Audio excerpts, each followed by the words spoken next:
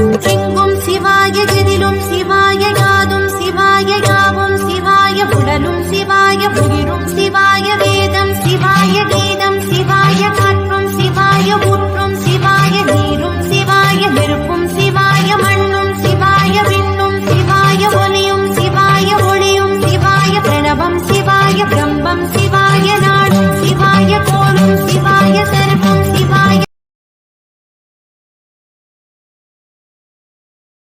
இருக்கிற எல்லா ஜாயின்ட்ஸையும் குறைஞ்சது 10 தடவை டெய்லி மூவ் பண்ணணும்.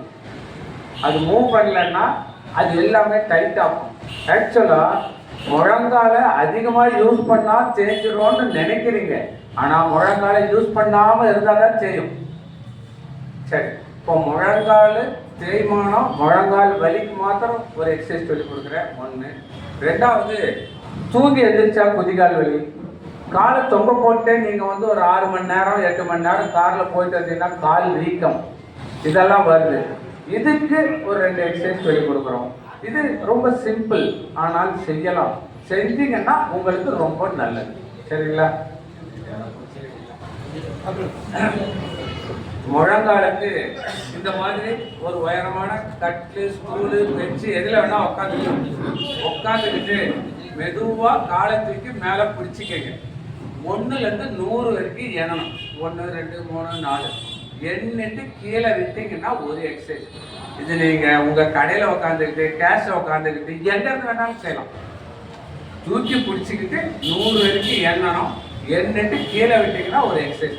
ஒரு நாளைக்கு 500லேருந்து 1000 தடவை செய்யலாம். உங்களுடைய நேரத்தை பொறுத்து எவ்வளோ தடவை செய்கிறீங்களோ அவ்வளோ தடவை நல்லது.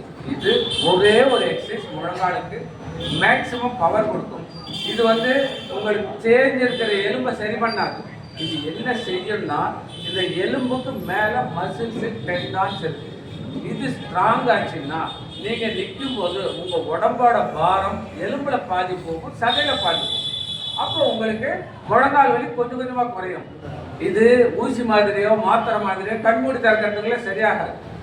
எக்ஸசைஸுங்கிறது உங்கள் உடலுக்கு நீங்கள் வருத்தி உடலுக்கு வேலையை கொடுத்து செஞ்சீங்கன்னா தான் வேலை செய்யும். குறைஞ்சது 3 மாதம் செஞ்சீங்கன்னா உங்களுக்கு பயங்கரமான வித்தியாசம் வரும். ஆப்ரேஷன் பண்ணி ஜாயிண்ட் வைக்கணும்னு சொன்னவங்களுக்கு கூட இம்ப்ரூவ் ஆகும். பட் பொறுமை வியாதியை விட நாம ஸ்ட்ராங்காக நின்று எக்ஸசைஸ் பண்ணணும். இது செஞ்சால் இது சரியாகும். இதில் ஏதாவது டவுட் இருந்தால் கேளுங்க, சொல்கிறேன். ஓகே, அடுத்தது இப்போ குதிக்கால் கொஞ்ச நேரம் உட்காந்துட்டே இருந்தா ஒரு 6 மணி நேரம் உட்காந்துட்டே போனீங்கன்னா காலெலாம் வீக்கம் வந்துடும். 1. 2வது இப்போ கடையிலையோ வேலை செய்கிற இடத்துலையோ கால் தங்க போட்டு சும்மாவே உட்காந்து இருந்தீங்கன்னா உடனே எழுந்திரிச்சு ஒரு 2-3 அடி நடக்க முடியாது.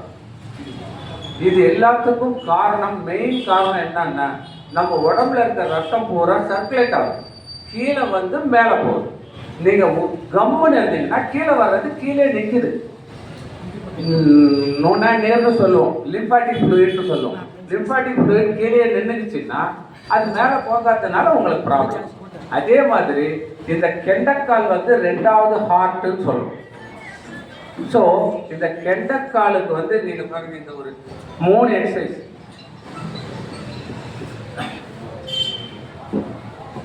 இந்த விரலை இப்படி மடக்கி நீட்டணும், இது ஒரு எக்ஸசைஸ். அதே மாதிரி குதிகால மேலே தூக்கி கீழே வைங்க, இது ஒரு எக்ஸசைஸ். 3வது பாதத்தை தூக்கி கீழே விடும். இவ்வளோதான், ரொம்ப சிம்பிள். உட்காந்து செய்யலாம், நின்றுட்டு செய்யலாம், காரில் செய்யலாம், எங்கே வேணால் செய்யலாம். இப்போ நீங்கள் நின்றுட்டு வேலை செய்கிறீங்கன்னா நீங்கள் அங்கே வேலை செய்யும்போது நீங்கள் பாட்டு. அதே மாதிரி இது வந்து ஒரு 2 மாதத்துக்கு பக்கம் நீங்கள் செஞ்சுட்டு இருந்தீங்கன்னா நீங்கள் எந்த வேலை செஞ்சாலும் உங்கள் உடம்பு அதை செய்யும். நீங்கள் செய்ய வேண்டியதில்லை, உங்கள் உடம்பு அதை செய்யும். இது 2ம் செஞ்சீங்கன்னா தூங்கி எந்திரிச்சா குதிகால் வலி வர்றது, கால் தொங்க போட்டிருந்தா பாதம் வீக்கம் வர்றது, இதெல்லாம் கம்ப்ளீட்டாக நல்லா குறையும். இதை செஞ்சீங்கன்னா உங்களுக்கு ஒரு 3 மாதத்தில் உங்கள் உடம்போட ஆரோக்கியத்தின் வித்தியாசம் நீங்கள் ஃபீல் பண்ணுவீங்க. Thank you very much. ஏதாவது டவுட் இருந்தால் கேளுங்க.